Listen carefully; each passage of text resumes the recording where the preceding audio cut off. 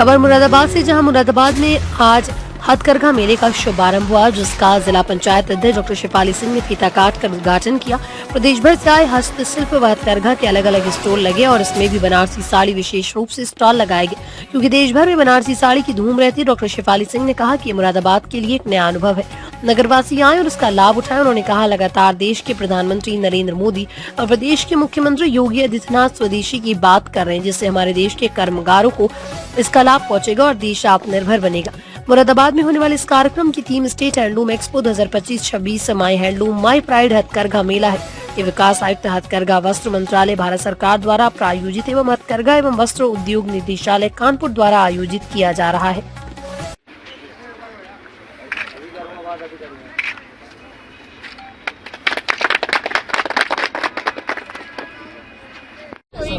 सर्दियों में आपका तो बहुत रिक्वायरमेंट है, टॉवल से शायद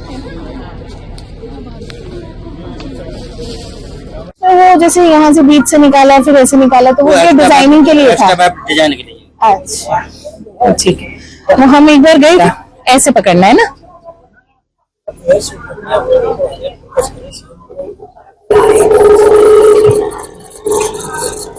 ये तो धागा हो गया। हाँ, क्या कर रहे हैं? चरखा चलाने की कोशिश कर रहे हैं अभी तो जीवन में पहली बार कर रहे हैं, तो जरा कोशिश कर रहे हैं। भैया हमें गाइड कर रहे हैं।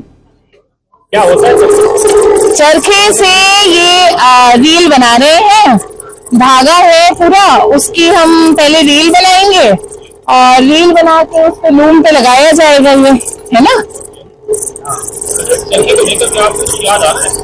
हमें तो गांधी जी याद आ रहे हैं गांधी जी वाली फीलिंग ही आ रही है।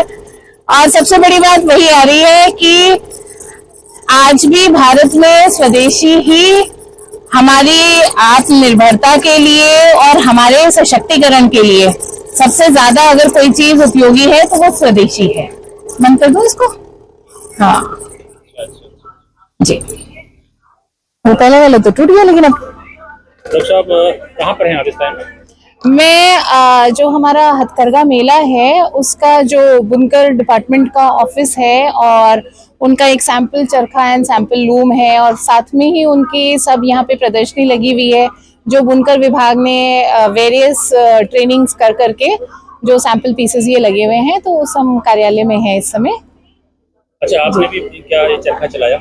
हाँ, मैंने जो ये प्रैक्टिस चरखा था तो मुझसे कहा कि आप भी चला के देखिए, तो मैंने देखा कि कैसे जो लूम होता है, जैसे मम्मी लोग रुई का वो लेती थी ना उनका, कि उससे फिर वो गोला बनाती थी, तो उसी तरीके से हमने रील बनाई है। अब फिर वो रील को इन्होंने लूम में एक शटल है उसके अंदर उसको बन कहा है, उसके अंदर लगा के और फिर वो उसका ताना बाना चल रहा है लूम का, तो वो थोड़ा थोड़ा कॉन्सेप्ट हम भी समझने की कोशिश कर रहे थे। ताना बाना क्या होता है? ताना बाना हमने समझ लिया कि ताना एक्स एक्सिस हो गया और बाना वाई एक्सिस हो गया। हम तो एक्सिस में बात करेंगे, तो एक्स एक्सिस वाई एक्सिस पता चल गया कि बेस हो गया ताना और उसके ऊपर जो लगा वो हो गया बाना। तो इसलिए क्या संदेश कन्वे करेंगे? सेम यही कि देखिए, हम अगर देखें तो हमारे चाहे सुर हो, चाहे हमारा संगीत हो, चाहे हमारी बुनकरों की कला हो, हर एक में कहीं ना कहीं एक दूसरे से एसोसिएशन है। अभी तक तो हम ताना बाना सुनते थे तो हम संगीत सोचते थे, आज पता चला ताना बाना तो ये बुनकरों की कला है जिसको संगीत में पिरो दिया गया है। तो हमारी देश की संस्कृति, हमारी देश की कला इतनी व्यापक है कि अगर हम उसका ज्ञान लेने चलें, अपने बच्चों को उससे जब तक परिचय नहीं कराएं और पश्चिम के पीछे ही अगर हम भागते रहेंगे, तो कहीं ना कहीं हम, हमारे बच्चे अपनी पहचान खो देंगे। ये हमारे प्रधानमंत्री माननीय श्री मोदी जी की और हमारे मुख्यमंत्री माननीय श्री योगी जी का ही प्रयास है, जो आज हम अपनी ऐतिहासिक विरासत को जान रहे हैं और उसमें गर्व ले रहे हैं। डॉक्टर साहब बताइए, आज यहाँ पर आप पहुंचे हैं, क्या है ये प्रोग्राम? आज यहाँ पॉलिटेक्निक ग्राउंड में हमारा हथकरघा मेले का शुभारंभ हुआ है। ये हमारे प्रदेश भर से विभिन्न जिलों से हस्तशिल्प, हस्तकरघा के अलग अलग स्टॉल लगे हैं।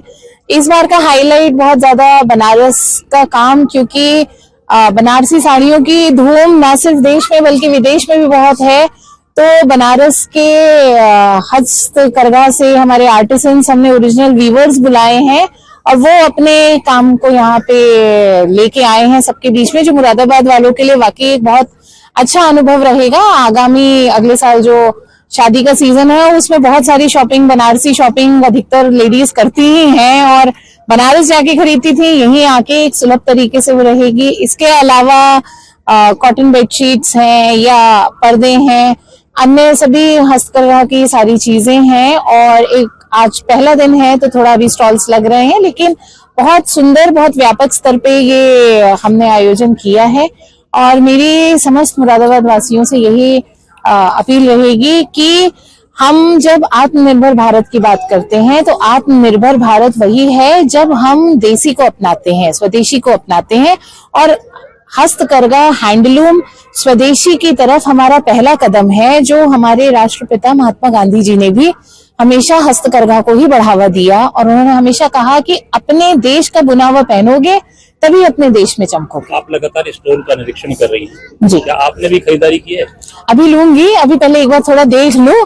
देखिए, मैं महिला होने के नाते, महिला स्वभाव होता है कि जब तक सारे स्टॉल उठा पटक करके देख लें तब तक एक चीज नहीं खरीदती। तो जरा मैं पहले सारे स्टॉल उठा पटक कर लूं। और हर साल मैं जरूर खरीदती हूँ और मैं हैंडलूम्स ही पहनना प्रेफर करती हूँ। मुझे हाथ का बुना हुआ, हाथ का कढ़ा हुआ ही अच्छा लगता है। ये प्रदर्शनी हमारे आगामी 14 दिन के लिए है, पूरा पखवाड़ा है, उसमें ये प्रदर्शनी चलेगी। जनता को लाभ ये है कि मानिए अब मुझे नीता अंबानी की पहनी हुई बनारसी साड़ी पसंद आई तो मुझे बनारस नहीं जाना पड़ेगा। बनारस जाके मुझे ये नहीं सोचना पड़ेगा कि मैं जिससे ले रही हूँ वो ऑथेंटिक वीवर है या नहीं, वो मुझे वास्तविक दाम लगा के दे रहा है या नहीं।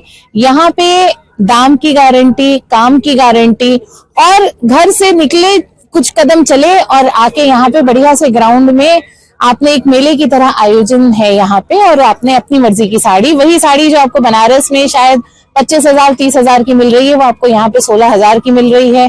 प्रॉपर ऑथेंटिक स्टैंप्स के साथ में, वेरिफिकेशन के साथ में मिल रही है। उससे ज्यादा बढ़िया क्या है। लगातार जो लोग बड़े बड़े दुकानों पर जा रहे हैं, शोरूम्स में जा रहे हैं, महानगरवासी, उनके लिए आपकी क्या अपील है? मेरी सबसे यही पुनः अपील है कि हम बड़े शोरूम्स में जाते हैं, बड़े शोरूम में जाके हम साड़ी वही लेके आते हैं, हम खर्चा भी अच्छा करते हैं। और कई बार ऐसा होता है कि कोई एक वस्त्र हम इसलिए नहीं ले पाते क्योंकि वो थोड़ा सा हमारे बजट से ऊपर होता है। हम 25,000 की चीज खरीदते हैं, वाकई क्या हम जिस बुनकर की बुनी हुई वो साड़ी पहन रहे हैं, वाकई उस बुनकर को उस 25,000 में से कितना जा रहा है। एक बार ये विश्लेषण करके अगर हम स्वयं बुनकर के पास जाके खरीदते हैं तो बुनकर को उसकी मेहनत की असली बेनिफिट मिलता है, और यही हमारा उद्देश्य है।